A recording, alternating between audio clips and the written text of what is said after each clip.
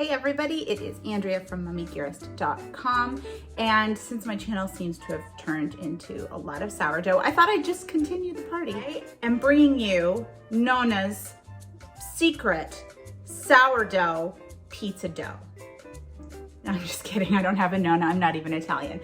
But I am gonna give you the recipe that I've been working on for about the last 6 or 7 months, just changing things here and there, and I have finally perfected it, I'm not gonna lie. So this recipe is super easy, like all of my recipes, because lazy baker, and I'm gonna show you everything that you need to make the star of your pizza night. And it all starts with this crust. Let me show you what you need. In terms of equipment, you're gonna need a stand mixer. I use a KitchenAid. You can use any stand mixer, I am sure. Your mixing bowl, if you have a shield, a splash shield, grab that. Grab another medium-sized bowl. If you don't have a proofing sheet, you can use a tea towel. Grab a dough hook that goes with your stand mixer. You need a 1 cup measuring cup, a tablespoon, a teaspoon, a scraper, and you will be good to go. I also use this mat for part of this recipe. If you do not have one of these silicone mats, but if you can just use a clean countertop, that works just fine. Now, as for ingredients, you're gonna need some warm water, which we'll get to in a sec, some flour. I'm using all-purpose. You could easily sub that with some hard white bread flour, some whole wheat flour. You can mess around with this as much as you like. I like using all-purpose flour because it is inexpensive. Then you're gonna need some sugar. Eventually you'll need some olive oil. You're gonna need sourdough starter discard, some sea salt. I think this is kosher salt. You can use any sea salt. Some active dry yeast, some oregano, garlic powder, and onion powder. The key is having a lot of discard on hand because we're making a double hit with this recipe. It's not that it's so involved that you're not gonna wanna do it every Pizza Friday, but why not just put all the work in once and have 2 weeks worth of dough? It freezes beautifully and it comes back to life just like that. Let's dig in and let me show you how easy this recipe is. First things first, you're gonna need a cup of hot water. I use tap water. And it goes. Keep that cup handy. Then you're gonna take 2 teaspoons of your active dry yeast. 1, 2. Grab a fork or something to stir it with. Get it all stirred into the warm water. And then add 2 teaspoons of sugar as well. That's why you really need to have warm, verging on hot water from your tap, because you need your sugar to dissolve in this mixture. And it doesn't matter if you put the sugar in first and stir and then the yeast, it doesn't matter. This is not a precious recipe that you need to fuss about with. It's really important that you do this step first because you have to make sure that your yeast is actually working and not dead. So I'm gonna cover that up. We're gonna check back on that in about 5 minutes. And in the meantime, we're gonna move to our other bowl. Now we're gonna make our flour mixture. And in goes 5 cups of flour. Now you're gonna keep that flour handy because you may have to add more depending on your home's temperature, the humidity, that sort of thing. So don't put the flour away just yet. Then we're gonna add what amounts to 1 tablespoon each of oregano, garlic powder, and onion powder. Make sure it's not onion salt and garlic salt because you're already gonna be adding salt, and if those are salted, it's gonna be wackadoodle, okay? In she goes. Then just under,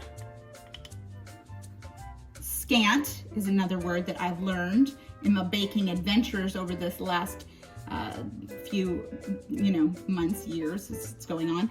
Anyway, just under a tablespoon of your sea salt or kosher salt, pop that in as well. And then with a fork or a whisk, whatever you like, just give that a bit of a stir, break up any lumps, get everything all mixed in.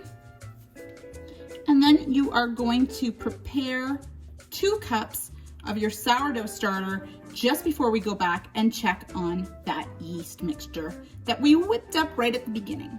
Now it's time to go back and check on our yeast mixture. It's been about 4 or 5 minutes, and you want to make sure that it is nice and bubbly. If you don't see bubbles like this and it hasn't foamed up, your yeast is dead. You need to start over. You kept your whisk candy or your fork from earlier. Now you're going to take 2 cups of your discard.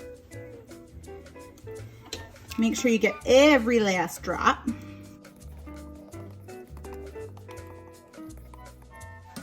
And second round. If your discard has like weird colors happening in it, if it's starting to look like a science experiment or an art project, it is time to ditch that discard and start new, because I don't think you want to eat a science project. Okay, we're gonna give that a whisk. Should be nice and sudsy. Lots of bubbles in there from that active yeast.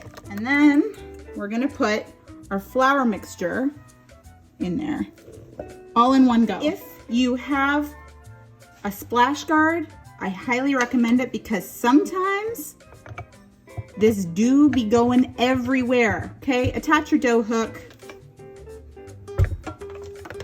Put that splash guard on if you have one. Lock it into place, and let's turn it on.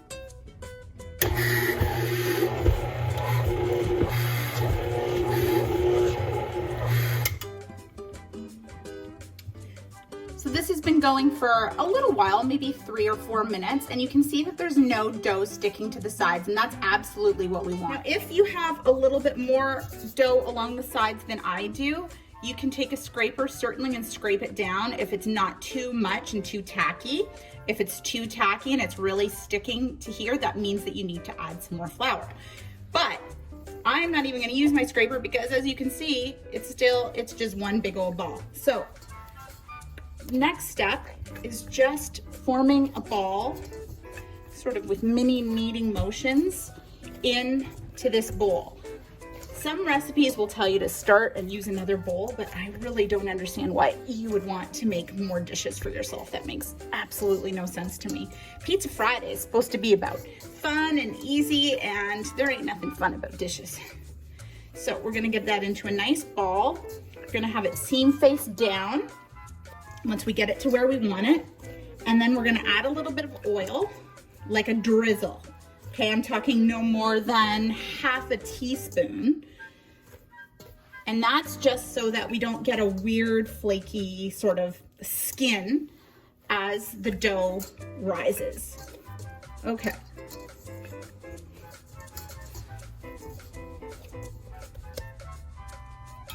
Drizzle.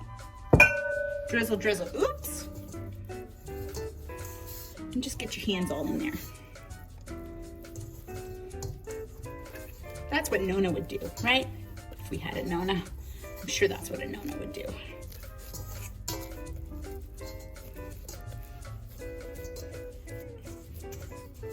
Okay, then you're gonna grab your proofing cloth or a tea towel. You're gonna cover it up.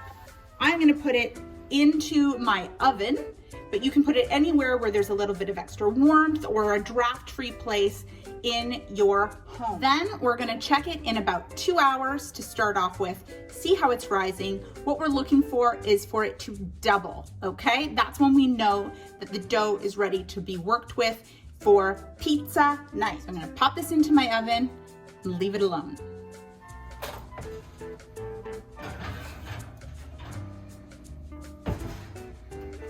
And I'm sure I don't have to tell you this, but this is very important. Make sure the oven is not on and that nobody is gonna be cooking in your oven in the next 2 to 4 hours, okay? Otherwise, you're gonna have to start from scratch. It's been just about 2 hours. We're gonna take a peek and see what is happening in my oven. Oh, that's gotten nice and high. Okay, looking good. Time to pull this out and do the next step. Okay, we're gonna just pull this out here and split it in half. So you're gonna freeze half and you're gonna roll half.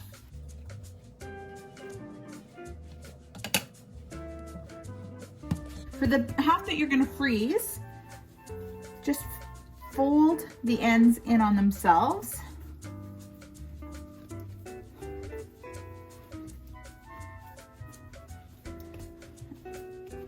And create a ball.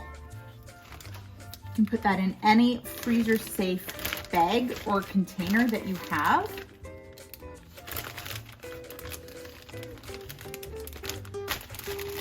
And that'll freeze for a few weeks, no problem at all. For this step, you're also gonna need a rolling pin. Any kind of rolling pin will do.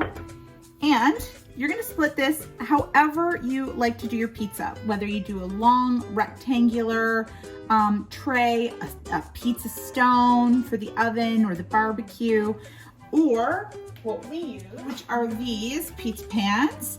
And you're just gonna split this however it works for you. I do 4 individual pizza pans. So I'm gonna split this into 4, not even, because my children don't eat pizzas that are as big as mine and my husband's. So I'm gonna do about a little more than half for the husband and I to share. And then I'm gonna split that remaining smaller piece in half for the kids.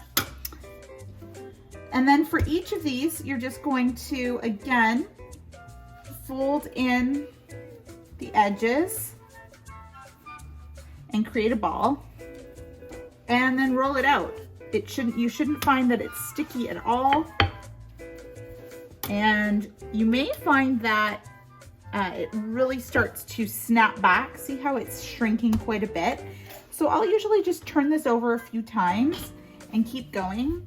And sometimes if it's really still super elasticy and snapping back a lot, roll them out as much as they will go. And then you can spray, I use a coconut oil spray, whatever you want to grease these with. Put them on here, let it sit for another half hour or so and come back to it and re-roll. That is also a really good option if you're working the springy dough. This isn't so bad. And I, again, don't like to be very precious about this. So if it doesn't end up perfectly round, that's okay. You can stretch it by hand once it's in your pan. And who says pizza has to be round anyway? So I'm gonna get this all rolled out. I'm gonna get them all ready to go. And you don't need to pre-cook this pizza dough at all. You can just put it right onto whatever you're cooking it on, then throw down all of your pizza toppings and get it right in the oven. And I'll show you how I do that in case you want to copy me on that front as well.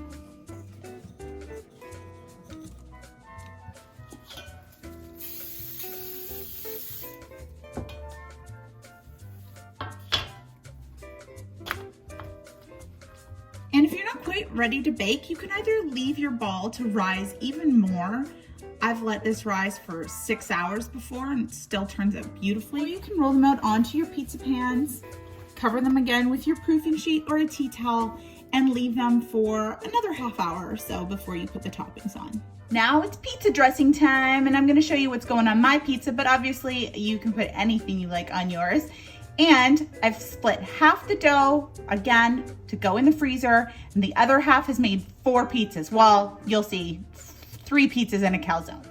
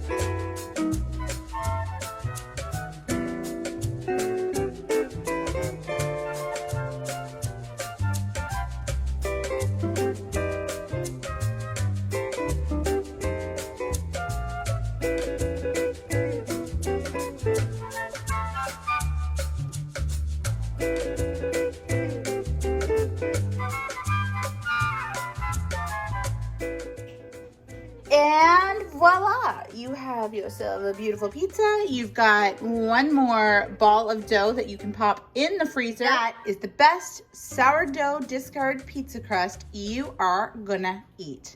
Enjoy.